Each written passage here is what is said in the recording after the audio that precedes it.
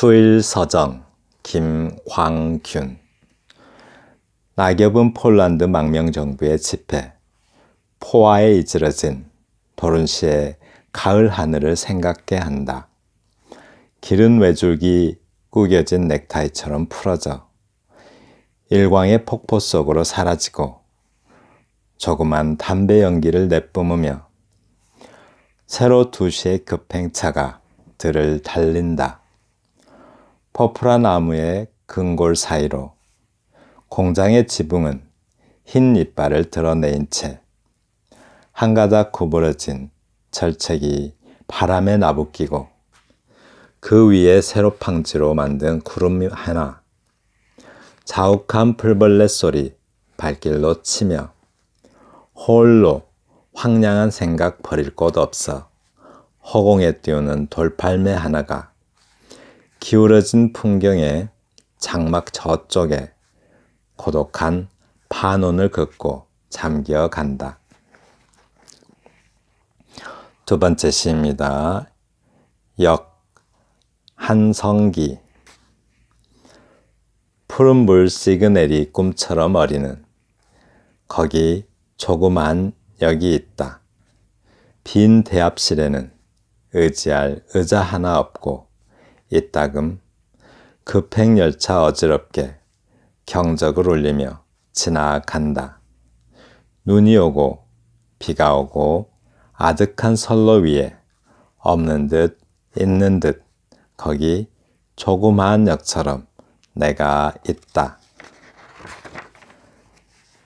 세 번째 시입니다.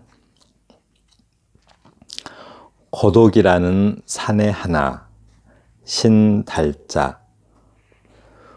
속은 의문스럽지만 뚝심은 있어 냉정한 수모도 태연하게 받아들여 날카롭게 밀쳐내도 다시 무표정하게 제 자리를 차지하는 그 덤덤한 사내를 아예 내 집에 눌러앉히기로 했다. 깨끗한 베개 위에 그의 머리를 쉬게 하리라. 사귄 지는 얼마 오래지만 늘 괴팍하게 등 돌리며 죽기 살기로 피할 만큼 피해 보았지만 세월 탓인가 손 한 번 잡지 않고 눈 맞춘 적도 없지만 은근히 내 몸까지 읽고 있는 그 사내에게 더는 잘난 척 할 게 나는 없다. 요즘 들어 부쩍 손놀림이 강해 민망할 정도로 음탕하게 내 가슴을 쓸어내리며 순정 깡으로 내 몸을 파고드는 사내 하나. 네, 복습합니다. 묘사는 해화적, 가시적, 제시적, 감각적이다. 한마디로 볼 수 있게 되어 있다라는 거죠. 진술은 사고적, 고백적, 해석적이다. 본다기보다 볼 수 있는 것도 진술은 할 수가 있죠. 그런데 시에서는 대체로 이렇게 사유적 내용이 진술이다라고 합니다. 그리고 제가 좀 나눠놨어요. 이렇게 좀 이해하기 좋게. 대표적 언술 형식 4가지, 뭐뭐 있었죠? 설명의 최대 목적이 뭐예요? 상대방이 이해하게 하는 거죠. 그래서 항상 명료하고 최대한 쉽게 언술을 해야겠죠. 논증은 뭐죠? 논리적 추론이나 또 논리적인 근거를 가지고 증명하려는 노력을 해야겠죠. 이런 것도 대부분 아주 명료하게 설명하는 것이 언술하는 것이 중요합니다. 그런데 묘사는 그릴 묘자, 옮길 사자, 그림 그리듯이 아주 그려서 옮기는 것, 그것을 묘사라고 합니다. 서사는 뭐죠? 서사, 별서자 또는 차례서자라고도 하죠. 일사자 이렇게 써서 사건이나 사실을 그 사건이나 사실을 시간적 순서에 따라서 언술하는 것, 그것이 서사입니다. 그렇습니다. 자, 설명과 논증이 이론적인 경향 또는 성향의 언술인데 비해 설명과 논증은 이론적이에요. 이론적이다 이 말은 왠지 공부하고 관련이 있을 것 같죠.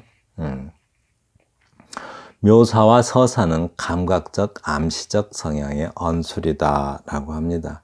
시는 묘사를 또는 시는 묘사를 주된 표현 형식으로 하고 소설은 서사를 주된 표현 형식으로 한다라고 합니다. 네, 기억할 수 있겠죠. 시는 묘사가 중요하고 소설은 서사가 중요하죠. 서사가 있어야 되죠.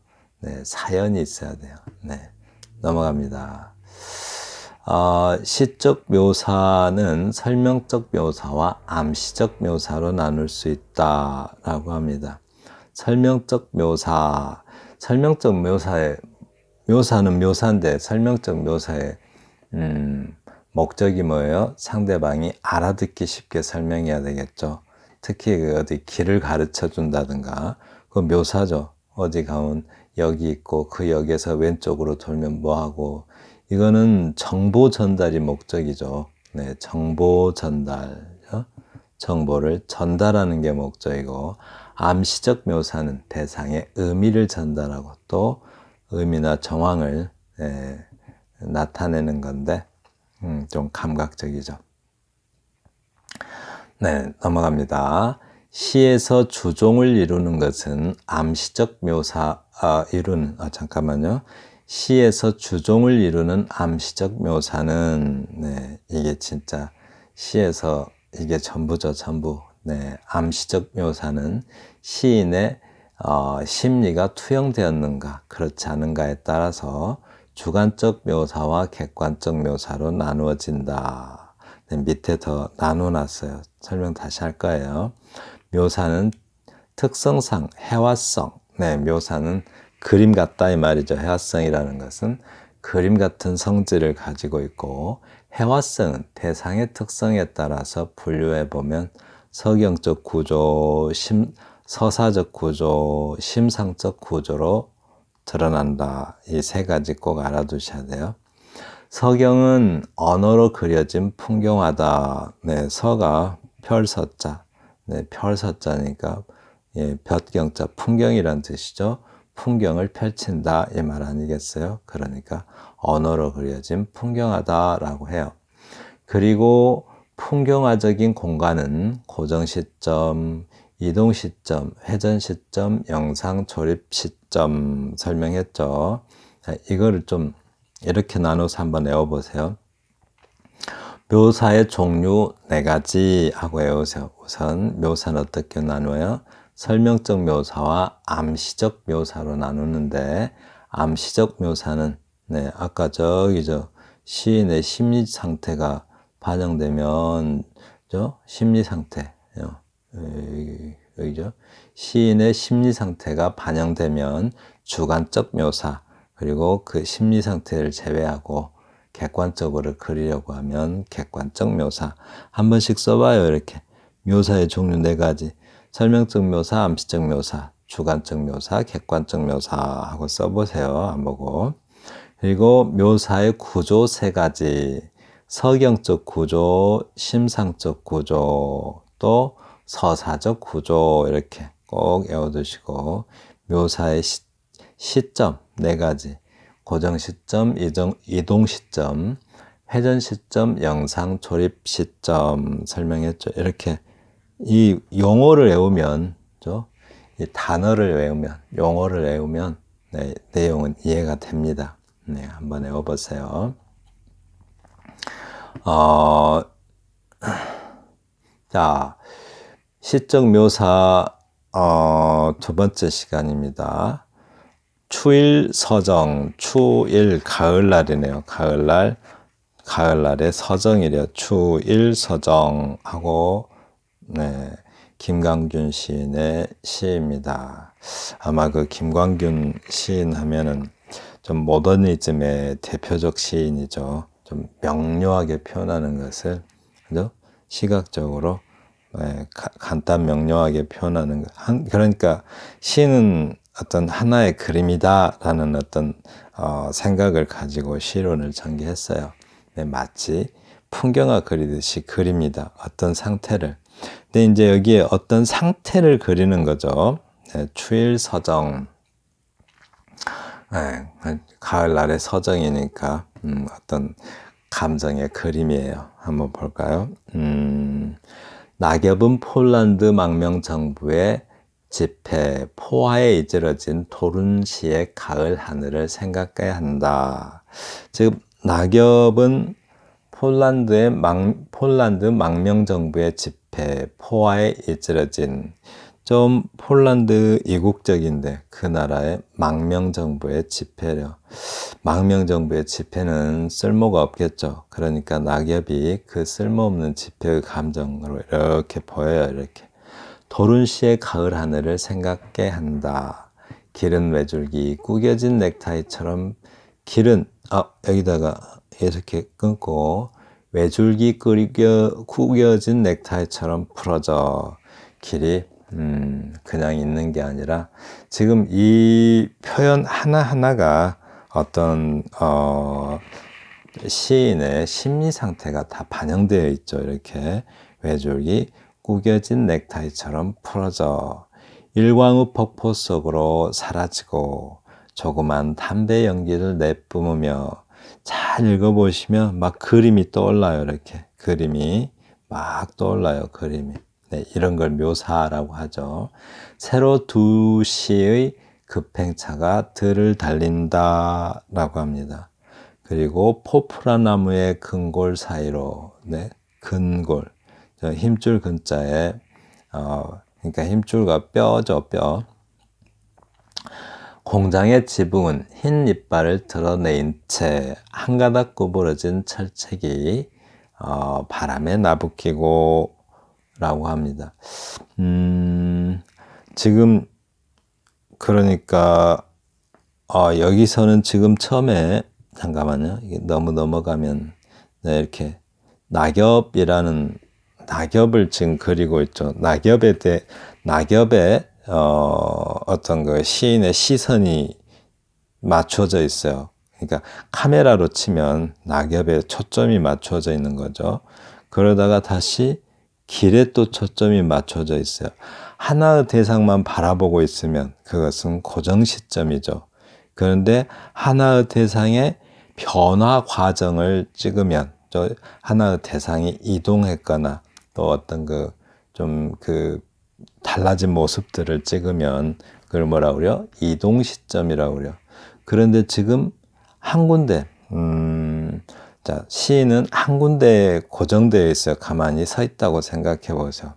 그러니까 카메라가 한 군데 딱 고정되어 있는데 여기 낙엽 한번 찍고 회전해 가면서 길 한번 찍고 그렇죠. 그 다음에 또 저기 급행차를 이렇게 찍고 있어요.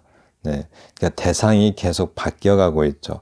한 군데서 뺑 돌아가면서 이것 찍고 저것 찍고 저것 찍고 이렇게 저 파노라마처럼 쭉 찍어가요. 이걸 뭐라고 그래요?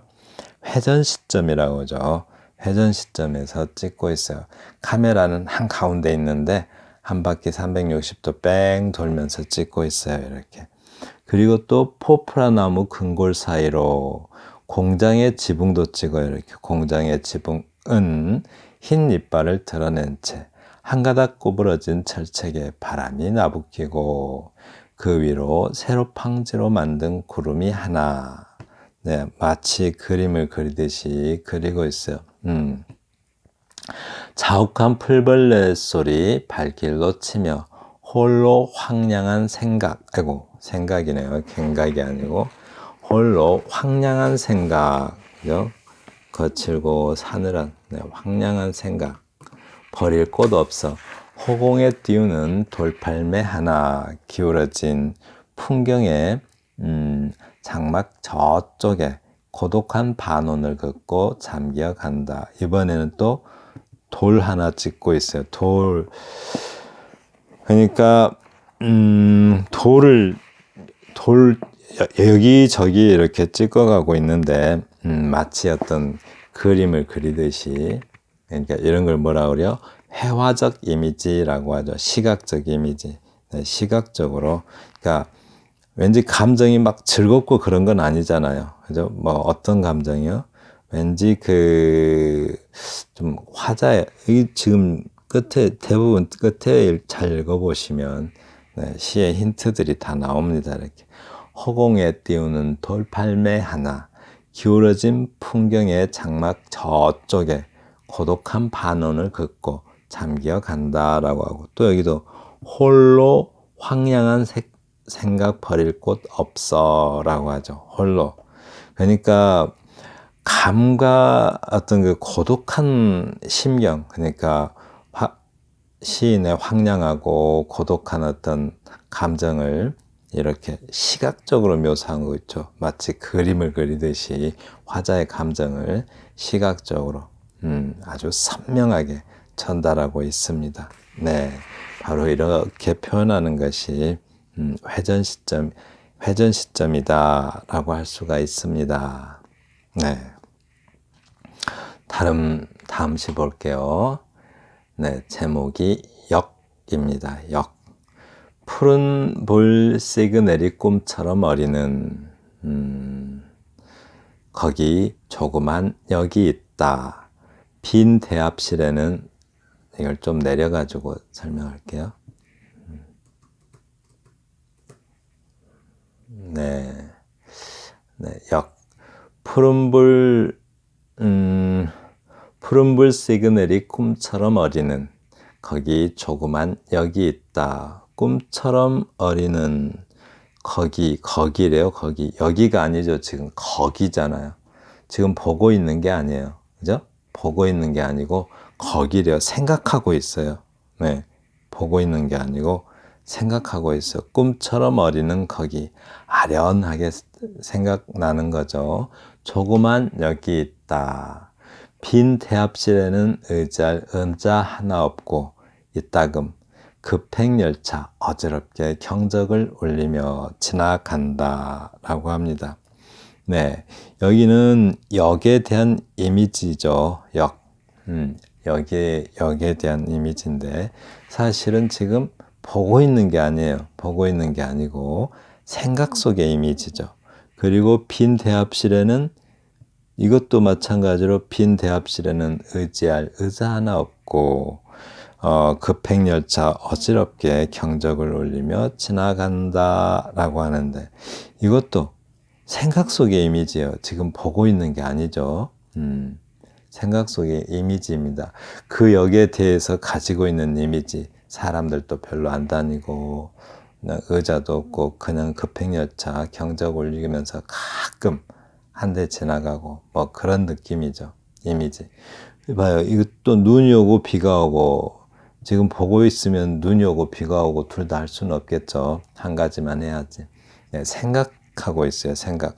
눈이 오는 장면 하나 생각하고 비가 오는 장면 하나 생각하고, 아득한 선로 위에 없는 듯 있는 듯, 거기 조그만 역처럼 내가 있다라고 합니다. 조그만 역처럼.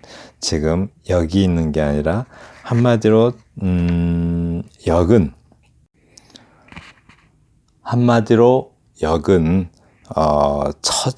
나랑 처지가 비슷한, 그러니까 내 처지를 역에 빗대서 표현한 거죠. 그러니까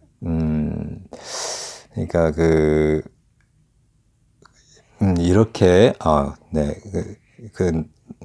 여기 있는 곳에 내가 있고 역을 나로 이렇게 빗대서 표현한 듯 합니다.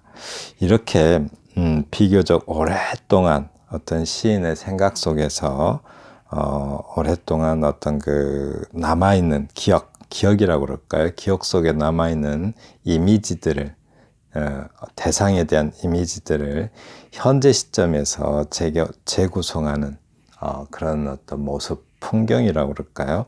그런 묘사를 영상 조립 시점이라고 합니다. 네, 다음 시 보겠습니다. 고독이라는 산의 하나, 신달자 시인의 시입니다. 고독이라고 하네요. 고독. 네, 고독이라는 산의 하나인데, 이제 이 주 제목을 좀 잘 생각해 보셔야 돼요. 고독이라는 사내라고 하는데 여기서 사내는 뭐겠어요? 사람이 아니고 고독이죠. 근데 고독은 관념이잖아요. 우리가 고독이라는 것을 감각할 수 있는 대상이 아니잖아요. 관념인데 관념을 시각화해서 마치 사람처럼 표현했어요. 의인화가 아니라 그냥 물론 의인화처럼 볼 수도 있겠죠. 근데 이제 사람처럼 이렇게 시각화해서 표현하고 있습니다. 네. 속은 의문스럽지만 뚝심은 있어. 맹정한 수모도 태연하게 받아들여. 날카롭게 밀쳐내도 다시 무표정하게 제 자리를 차지하는 그 덤덤한 사내를 아예 내 집에 눌러앉히기로 했다라고 합니다. 그러니까 의문스럽다 이런 말은 좀 약간 어리숙해 보이지만 엉큼한 것을 의문스럽다고 하죠. 속은 의문스러운데 뚝심이 있대요.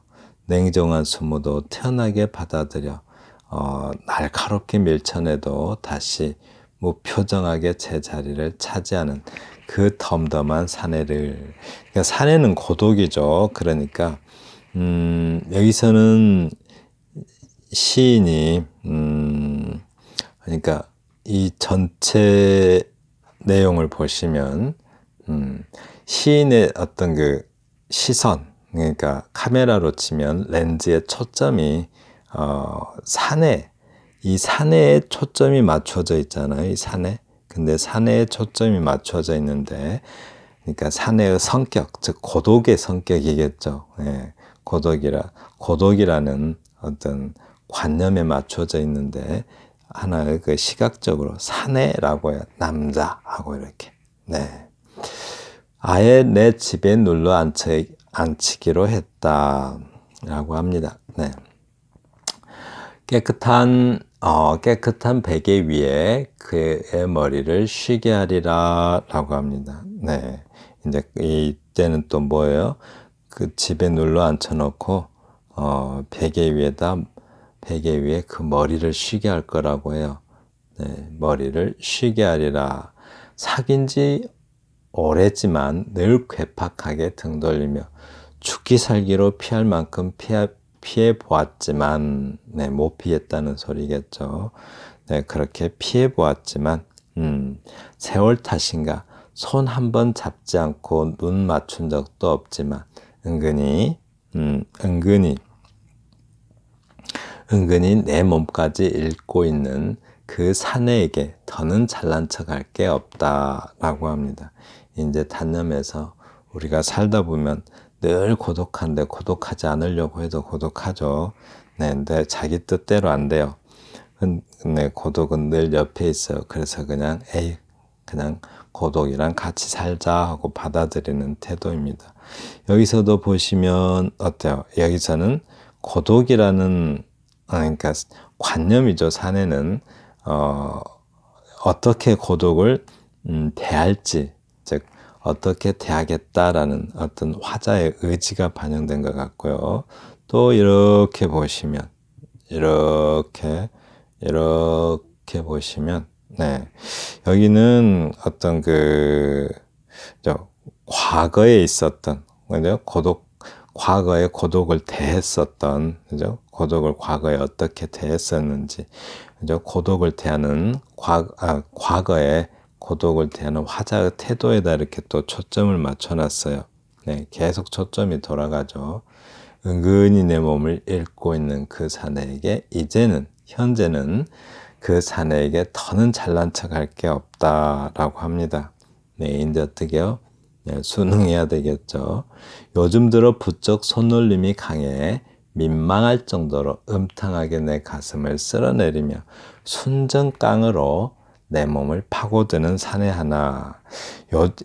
이 부분은 그죠? 이 부분은 현재죠. 그러니까 요즘이 맞겠네요. 요즘 그 화자를 대하는, 그러니까 지금까지 화자가 고독을 대했는데 이번에는 어때요? 화자를 대하는 고독의 태도에다가 초점을 또 맞춰놨어요. 고독의 태도죠. 네, 이렇게 그러니까 고독에 대해서 딱 현재 보고 있는 어떤 고독의 모습이 아니라 시인의 의식 속에서 오랫동안 고독이라는 그 이미지가 고독의 이미지가 시인의 의식 속에서 오랫동안 있었는데 그 기억된 이미지들 속에서 그러니까 그 기억 속에 있는 이미지들을 현재 시점에서 하나의 풍경처럼 재구성하고 있습니다. 바로 이렇게 기억 속에 또는 의식 속에 있는 이미지들을 이렇게 여러 개 이렇게 나열하는 것, 그것을 영상 조립 시점이라고 합니다. 네, 그렇습니다. 자, 비교적 짧은 시 두 개만 더 볼게요. 황금불 김진경. 이게 제목을 잘 보셔야 돼요. 황금불이래요. 근데 이 시가 제목하고 제목을 잘 보시면 밑에 나옵니다. 피와 살이 다 고갈될 때까지. 네, 뭔가 간절하고 절실하죠. 피와 살이 다 고갈될 때까지 한 그리움을 밀고 나갈 수 있다면, 네, 그리움 하나를 계속 밀고 나갈 수 있다면 그 마지막 더운 숨 흩어지는 끝에서 마침내 저런 빛깔일 수 있을까? 빛깔, 뭔가에 빛깔에 초점이 맞춰져 있어요. 이렇게 뭔가 빛깔에, 네, 마침내 저런 빛깔일 수 있을까? 수만 년 대륙을 달려와. 이번엔 또 이거는 그래도 현재 보고 있는 빛깔인데 또 이거는 또 아니죠. 수만 년 대륙을 달려와. 지금 막 저 마지막 더운 숨을 몰아쉬는, 네, 몰아쉬는 먼 고대 동물의 황금불처럼 은행나무 한 그루 물들어 있다. 제목이 뭐였어요? 황금불이었죠. 이렇게 황금불이었었는데 은행나무 한 그루의 모습을 보면서 황금불이래요. 그래서 황금불인데 지금 얼핏 보면은 그렇죠. 이 빛깔도 은행나무고 이렇게 또 은행나무죠. 얼핏 보면은 카메라 렌즈, 즉 시인의 시선이 황금빛 은행나무에만 맞춰져 있기 때문에 고정 시점으로 보이기도 합니다. 근데 문제는 요 딱 두 줄만 그러잖아요. 이렇게 딱 두 줄만, 예, 은행나무만 보고 있는 것 같아요. 그러니까 은행나무에 어떤 그 단풍이 들어있는 은행나무의 모습만 찍고 있는 게 아니죠, 사실은. 이게 지금 뭐예요? 시인의 의식 속에 있는 어떤 그 의식 속에 떠오르는 이미지들을 표현하고 있죠. 그죠? 이렇게 수만 년 대륙을 달려와 지금 막 마지막 더운 숨을 몰아쉬는 먼 고대 동물의 황금불처럼이라고 하는, 그죠? 네, 은행나무가 서 있대요. 네, 비유는 의식 속에 있는, 시인의 의식 속에 있는 이미지들로 이렇게 나열하고 있죠. 이미지들을. 네, 여기도 마찬가지로 피와 살이 다 고갈될 때까지 한 그리움에 대한 이미지죠. 이렇게 밀고 나갈 수 있다면 마지막 더운 숨 흩어지는 끝에서 마침내 저런 빛깔일 수 있을까라고, 네, 그리움을 끝까지 밀고 나가면 저런 은행나무 잎처럼 그런 어떤 노랗게 빛나는 그런 빛깔일 수 있을까라고 해요.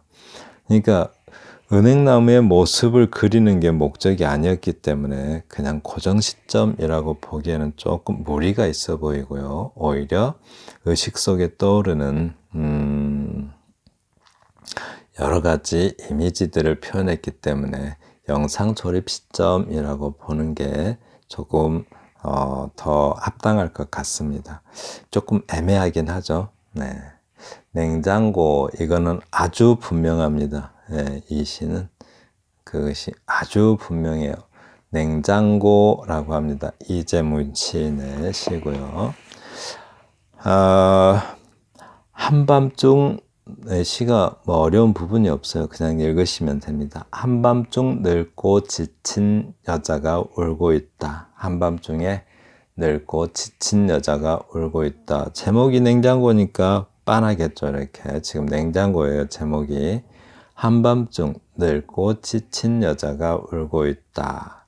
그녀의 울음은 베란다를 넘지 못한다. 울음소리가 베란다 밖으로 나가질 못해요. 방 안에서 조용히 울고 있어요. 나는 그녀처럼 해픈 여자를 본 적이 없다. 네, 해픈 여자래요. 해픈 여자. 왜 해픈 여자예요? 네, 제목이 냉장고죠. 그녀처럼 해픈 여자를 본 적이 없다. 누구라도 원하기만 하면 그녀의 내부를 들여다볼 수가 있다. 냉장고 문 열면 들여다보겠죠. 마치 냉장고를 여자처럼 표현하고 있어요. 그녀의 몸속엔 그렇고 그런 싸구려 내용들이 진설되어 있다. 내용, 음식물들이겠죠. 음식물들이 제사상 차려놓듯이 차려져 있다라고 합니다. 네, 여기다 베풀 진자에 베풀 설자를 써서 음식을 차리다라는 뜻이에요. 진설이라는 게. 그녀의 몸엔 아주 익숙한 내음이 배어있다라고 합니다. 냉장고 냄새겠죠. 그녀가 하루 24시간 노동을 쉰 적은 없다. 사시사철. 그렁그렁 가래 끓는 여자하고 냉장고 소리가 그렁그렁 가래 끓는 여자래요. 여자 소리래요. 네? 그렁그렁 가래 끓는 여자의 소리라고 합니다. 냉장고 돌아가는 소리가. 네. 이거는 좀 분명하죠. 그러니까, 냉장고에 대한, 오래된 이미지들을 이렇게, 표현해 놨죠. 그러니까 그러니까 우리의 기억 속에 있는 생각 속에 있는, 또 의식이라고 해도 되겠고요. 그런 기억 속에 있는 냉장고에 대한 여러 가지 이미지들을 재구성해 놨어요. 이게 이렇게 늙고 지친 여자라는 이미지하고, 또 베란다를 넘지 못하는 울음소리 이미지하고, 해픈 여자 이미지하고, 이런 것들이 재구성되어 있어요. 그러니까 이렇게 쓴 걸 뭐라고 그래요? 지금 보는 장면이 아니잖아요. 이렇게 지금 보는 장면이 아니고 자기 생각을 이렇게 적어 놓은 거잖아요. 이런 것을 영상 조립 시점이라고 합니다. 네. 그러니까 영상 조립 시점이 뭐예요? 그러니까 그 화자 또는 시인의 생각 속에 있는 좀 약간 그 시인의 생각 속에 좀 자리 잡고 있는, 이미 남아있는 그런 어떤 이미지들을 현재 시점에서 재구성한 것, 네, 그런 것을 영상 조립 시점 묘사라고 말합니다. 네, 그렇습니다. 지금까지 들어주셔서 감사합니다. 다음 영상에서는 시적 묘사와 시적 상상력에 대해서 살펴보겠습니다. 감사합니다.